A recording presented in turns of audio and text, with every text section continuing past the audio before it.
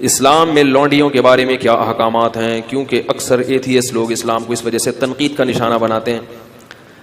اسلام میں لونڈی کا تصور یہ ہے کہ پہلے زمانے میں جب جنگ ہوتی تھی تو جب دشمن کے مرد قتل ہو جاتے تھے تو اسلام نے عورت کو قتل کرنے سے منع کیا. جو عورتیں گرفتار ہو کے آئی ہیں, اب آپ کے پاس یا تو ایک آپشن ہے کہ ان سب کو کیا کر دیں, قتل کر دیں, یا ایک آپشن آپ کے پاس یہ ہے کہ ان کی شادیاں کرا کے باعزت طور پر ان کو کیا بنا دیں, مسلمانوں کی بولو بھائی بیویاں بنا دیں.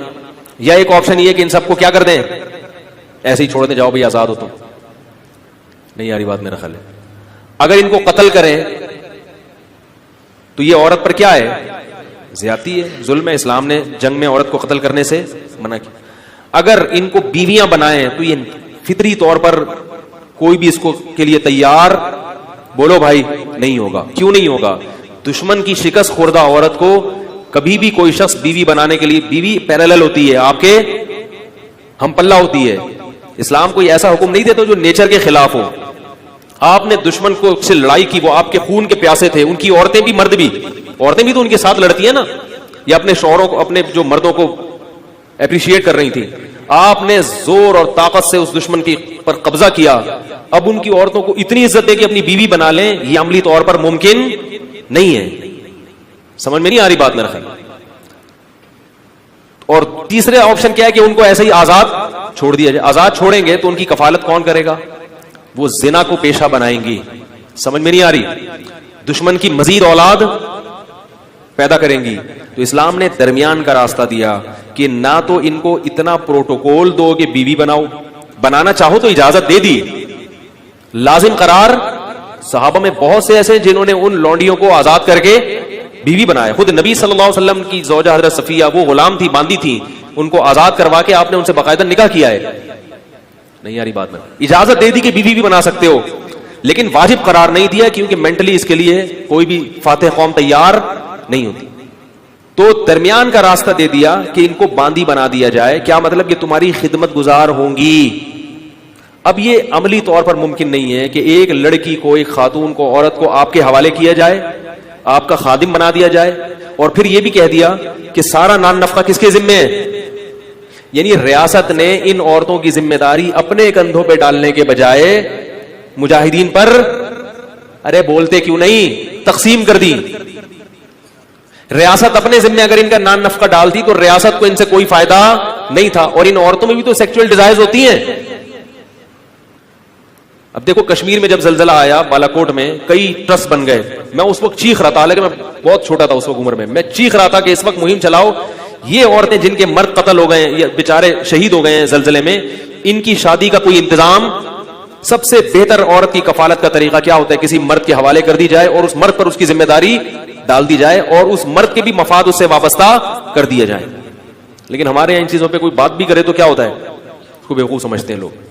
عیدی سینٹر حل تھوڑی ہے ان مسائل کا. تو اسلام نے یہ نہیں کہا کہ ریاست ان کی ذمہ داری اٹھائے گی. اسلام نے کیا کیا, وہ مجاہدین پر اس کو تقسیم کر دیا اور باندی بنا دیا کہ تم اس کے مالک ہو. سمجھ رہے؟ اور اس مالک ہونے کا تم کیا فائدہ اٹھاؤ گے کہ یہ تمہاری خدمت کرے گی, اور یہ کیا فائدہ اٹھائے گی کہ اس کی ساری زندگی ذمہ داری بولو بھائی نان نفقہ کس کے کندھوں پر ہے؟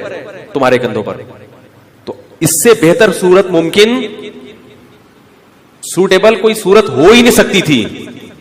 پھر اسلام نے اتنے حقوق دے دیے کہ مجاہدین کی باندی تو بنا دیا. تو اب یہ نہیں ممکن تھا کہ اسے سیکچوئل ریلیشن کو ناجائز قرار دے دیا جاتا, کیونکہ عملی طور پر ایسا ممکن کہ اس کو کہیں اور شادی سے بھی منع کر رہے ہیں آپ, اور آپ کے گھر میں بھی ہے وہ, اور آپ اس سے, اور اس میں بھی تو یہ اللہ نے خواہش رکھی ہے نا, اس کا بھی فائدہ ہے کہ مولا کو اس سے ریلیشن قائم کرنے کی اجازت دی جائے. اور پھر اس کے وہی احکام دے دیے جو نکاح کے ہوتے ہیں کہ کوئی اور مرد اس کو ہاتھ بولو بھائی. غیر مسلموں کے ہاں جو عورتیں جنگی قیدی ہوتی ہیں پبلک پراپرٹی بن جاتی ہیں. وہ اس کو تو دیکھ رہے ہیں کہ اسلام نے باندی بنایا, اس کو نہیں دیکھتے کہ ہم باندی نہیں بناتے مگر پبلک کی کیا بناتے ہیں, پراپرٹی بنا دیتے ہیں. اور اگر اس کو نہیں بناتے تو اس کی سیکچوئل ڈیزائر کا کیا حال ہے اگر آپ کے پاس؟ کیسے سمجھائیں بھائی اگر نہیں بناتے پبلک پراپرٹی تو اس کی جو ڈیزائرز ہیں وہ کیسے پوری ہوں گی؟ تو اسلام نے بہترین حل دیا تھا کہ ان کو بیوی نہ بناؤ بلکہ کیا بنا دو, باندی بنا دو, اور ساری ذمہ داری کس پہ ڈال دو, اس کے مولا کے کندھوں پہ ڈال دو. اس سے پھر اس کو کچھ پروٹوکول بھی دیے اسلام نے. وہ پروٹوکول کیا دیے؟ نمبر 1 قرآن نے کہا کہ قسم کھا کے اگر توڑ دے تو غلام یا باندی آزاد کرنی پڑے گی. اگر قسم کھا کے آپ نے توڑ دی, آپ کی ملکیت میں اگر باندی یا غلام ہے تو وہ آزاد کیے بغیر کفارہ ادا. یہ جو ہم کہتے ہیں نا 3 روزے 10 غریبوں کو, یہ اس لیے کہ باندیاں نہیں ہے, غلام نہیں ہے. اگر غلام یا باندی ہو تو وہ آزاد کرنا پڑے گا. تو ان کی آزادی کا بھی اسلام نے کیا کر دیا, ارے بولو نا یار, بندوبست کیا کہ کسی بہانے سے ان کو کیا کیا جائے, آزاد کی. جب آزاد ہوگی تو وہ بھی احسان مانے گی کہ اس نے آزاد کر دیا, لہذا وہ مسلمانوں کی دشمن نہیں بنے گی, وہ احسان مانے گی. اور دوسرا پروٹوکول یہ دیا, اور کئی کفارے اس میں. زہار میں کفارہ کیا ہے کہ باندی کو آزاد کیا جائے. کسی کا غلطی سے قتل ہو گیا, اس کا کفارہ کیا ہے, باندی کو آزاد کیا جائے. اور پھر ویسے بھی کہہ دیا کہ اگر کسی نے ایک دفعہ بھی زبان سے کہہ دیا کہ باندی آزاد ہے تو یہ ریورس نہیں ہو سکتا. مذاق میں کہہ دیا, نبی نے فرمایا مذاق میں کسی نے کہہ دیا, غصے میں کہہ دیا, جان کر کہہ دیا, لا طلاق ولا عتاق فی اغلاق, فرمایا طلاق بھی ہو جائے گی اور غلام بھی آزاد ہو جائے گا. طلاق میں تو رکھا 3 طلاقیں اور غلام آزاد کرنے میں 1 دفعہ. طلاق میں 1 طلاق کے بعد رجوع کا حق ہے, 2 کے بعد بھی ہے. غلام اور باندی میں رجوع کا حق نہیں آ رہی بات. تبھی غیر مسلموں میں جنہوں نے اسلام کا وسیع مطالعہ کیا ہے وہ کہتے ہیں اسلام نے غلامی کو ختم کیا ہے, اسلام نے غلامی کو پروموٹ.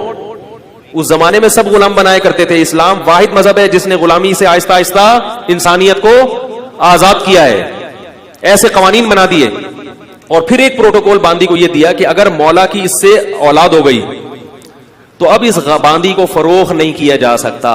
مولا کے مرنے کے بعد یہ باندی, بولو بھائی, آزاد ہو جائے گی. نہیں یاری بات میرا, اگر اس سے اولاد ہو گئی آپ کے تو اب یہ باندی بالآخر آزاد ہو جائے گی. یہ پروٹوکول دے دیا اس کو.